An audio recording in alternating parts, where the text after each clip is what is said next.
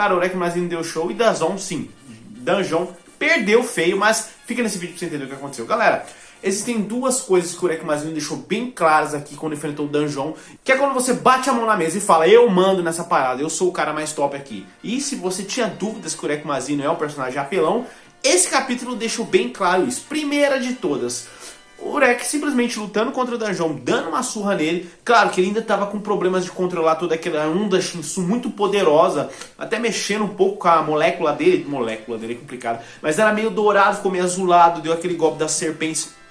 Errou várias vezes o Danjon, mas teve um momento que pegou em cheio e derrotou ele de uma vez por todas. Danjon reforçou o corpo dele com o Shinsu, achando que dando um suplex nele ia conseguir resolver o problema. Porém, o Urek simplesmente tira as mãos de volta da cintura dele e fala pro Danjon, entenda uma coisa, eu não sou forte com relação ao Shinsu que você tá vendo. Eu simplesmente sou forte. Ele percebeu que o Urek é forte, independente se controla aquele Shinsu ou não.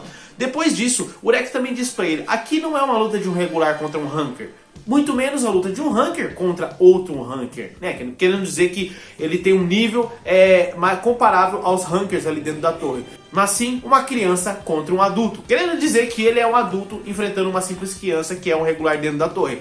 O Danjon fica totalmente revoltado, dizendo como é que pode acontecer algo disso. Ele também se questiona como as regras da torre estão deixando esse cara fazer isso. E é quando o Urek mais uma vez, carro do cão.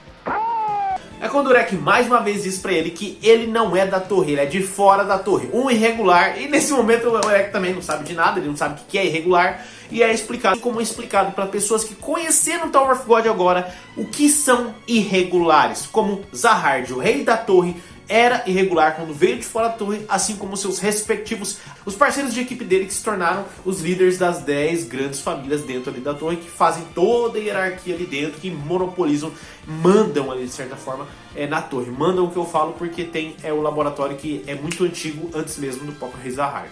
O que faz por duas situações o Harabi, que é o cara que estava observando o ranker responsável por todo aquele teste ali, ficar impressionado. A primeira pelo ver com o Urekmazino é realmente forte, a segunda é porque o Urekmazino pegou ele bisbilhotando a luta através do farol. O Urek olhou direto pro horizonte e viu, cara, você tá me olhando aqui, você vai ser meio que próximo, digamos assim. É muito bacana essa parte, nós vemos toda a capacidade do Urekmazino ser forte, sem falar que ele no final do último capítulo para esse começo já declarou, ele é a luz, aquele que vai.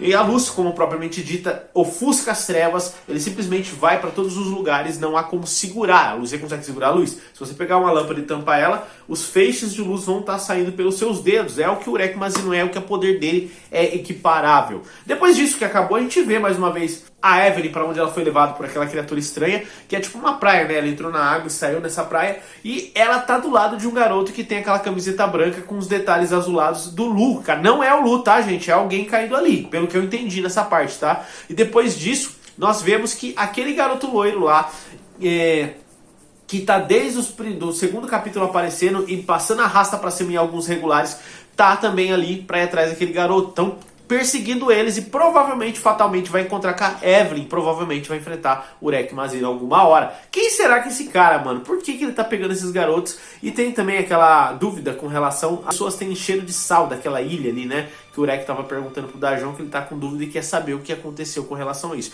A ponto até mesmo de chantageá-lo pegando um ursinho de pelúcia que ele tava usando pra dormir. Dá pra acreditar nessa? O louco é o Danjon ficar totalmente nervoso e dizer por que ele não tem nada a ver com essa ilha. E um motivo que a gente não sabe ainda fez o sangue do Urekmazino ferver com relação ao supervisor Ranker, que ele até chegou a chamá-lo de pedaço de lixo. O que será que tem de mistério nessa ilha? Será que as pessoas dali que usam esse mesmo tipo de roupa são utilizadas para abate? Não dá pra entender, cara. É alguma coisa desse estilo aí. Mas esse capítulo foi muito bacana. Nós vimos bastante da luta do Urek. Quem queria ver essa disputa aí, bom, se alguém ficou impressionado como o Urek derrotou o cara muito rápido, é normal. Porque apesar de ser um ranker, dentre os próprios rankers da torre tem os mais poderosos e os mais meia boca, entendeu? É normal isso. Desde o começo do Tower of God, vocês sabem disso. Tem os mais fortes e os mais fracos dentro dos rankers. Ah, mas como que o cara conseguiu ser ranker? É simples, ele subiu a torre até o 100º andar,